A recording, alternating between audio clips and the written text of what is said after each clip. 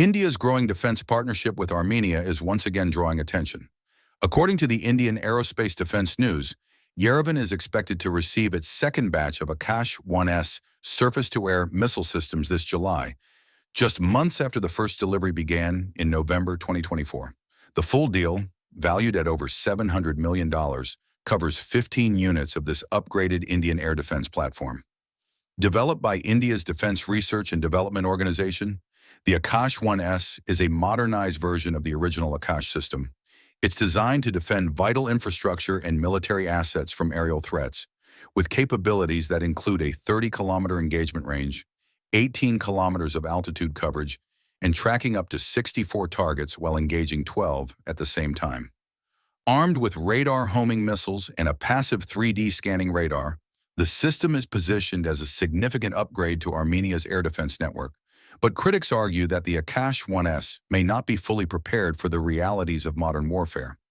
Designed primarily for legacy threats like aircraft and cruise missiles, the system faces significant challenges when it comes to newer threats such as kamikaze drones, loitering munitions, and electronic warfare tactics. These fast-evolving technologies are now a central feature of 21st-century conflict zones. Interestingly, India itself is moving forward with a more advanced successor, the Akash NG, or Next Generation, suggesting a shift away from the older 1S variant. That raises the question, why is Armenia investing so heavily in a system that its supplier is gradually phasing out? To better understand the operational and strategic implications of this acquisition, especially for the balance of power in the South Caucasus, Azernews spoke with retired Air Marshal Aamir Masood, a defense analyst and expert in air warfare systems. His insights offer a comprehensive comparison of Armenian and Azerbaijani air defense capabilities, the impact of drone warfare, and how modern technology was used to shift the dynamics in the 2020 Karabakh War. The analysis also questions the practical effectiveness of the Akash 1S in a contested environment where electronic countermeasures and UAV tactics dominate.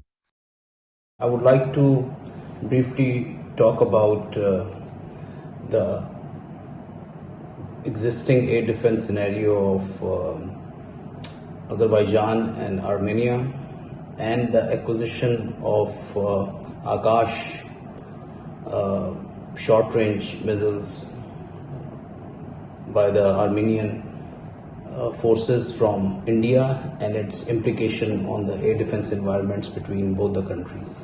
Before I do that, I would just like to give my assessment of the situation and the war which happened between Azerbaijan and Armenia. I'm sure there must have been a lot of studies, but I would just briefly mention it. And that will be a prelude to how I assess the Akash missile and its effectiveness. And just a short summary in which, the shaping of environments were done by the Azerbaijanis initially, and there was once the peaceful settlement dialogues were over and the war initiation by Azerbaijan was comprehensively planned by the political and the military leadership. It took international and regional environments into the consideration and chose appropriate timings also. Azerbaijan acquisition of the deadly drone technology from Israel and use of deceptive and innovative procedures created strategic effects in accomplishment of tasks, and the drones were both from Israel and Turkey. And Azerbaijan's seamless integration of disruptive technology, that's very important, with the conventional forces, and the use of the latest drone technology contributed to the strategic effect in the outcome of the war. And the long-range attack by the SSMs on the bridges, and thereafter the use of the UCAV and the loitering ammunition Harop, which was very effectively used against the Armenian air defense and was able to neutralize S-300 missiles. The TB2 from Turkish did precision engagement and ISR beyond the front lines, and the UAVs were also integrated with manned aircraft and the artillery to contribute towards destruction and neutralization of the key ground assets. Disruption of the Armenian supply lines within Nagorno-Karabakh throughout the war, restricted shifting of troops from north to augment Nagorno-Karabakh for defense. That was again a very effectively planned and a game changer in the war. The loitering ammunition drones destroyed total of almost 580 targets, including the artillery pieces, MLRS vehicles and tanks. As many as 136 tanks and 128 vehicles were destroyed by the loitering drones. And Azerbaijan converted vintage Soviet-built Antonov 2 biplane into a remote controlled drones and used them decoys to cause confusion and locate the Nagorno-Karabakh, and to basically to create confusion in the Nagorno-Karabakh air defense for subsequent engagement by the UCAVs. These old aircraft were stationed on an operational base and were shown as a scrap. And similarly, the Shimshik high-speed drone was very effectively used, creating a radar cross-section resembling that of Su-25 and doing the deception for the enemy air defense. Armenian radars were blinded by effective use of Azeri EW capability, Coral EW system. And the MCON measures exacerbated these effects. Availability of the off-the-shelf solution accentuated the complexities in the destruction of the Armenian forces. And coming to the superior strategic orientation, the military commanders of the Azerbaijanis showed superior strategic orientation by launching the offensive in lesser mountain region to generate maximum combat power and selecting strategically important communication hub. And similarly, the peacetime hard work, intensive local and foreign training played a pivotal role in the outcome of this war.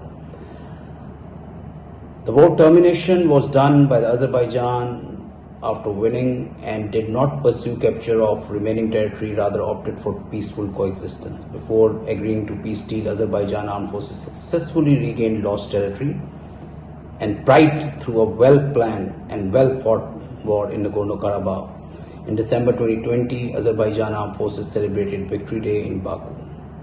So, all in all, if you see, there was a comprehensive use of the modern technology, especially the drones, which played a pivotal role in destroying Armenia's air defense. And the drone technology which Azerbaijanis still have, Haro, is much capable of destroying Akash as well. Because Akash is a reverse engineering of the Israeli technology and also Russian technology they have used for the surface-to-air missile.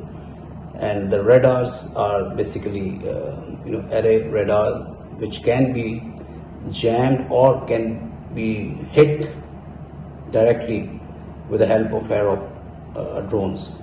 This is for sure.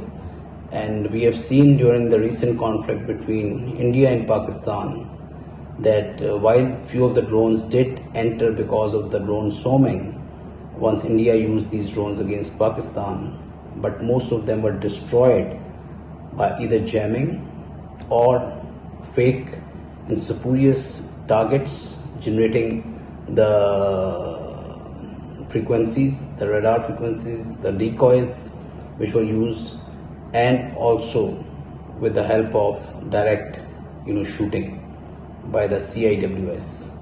So close-in weapon system is going to be very effective against such drones, but I don't foresee any CIWS integrated with Akash.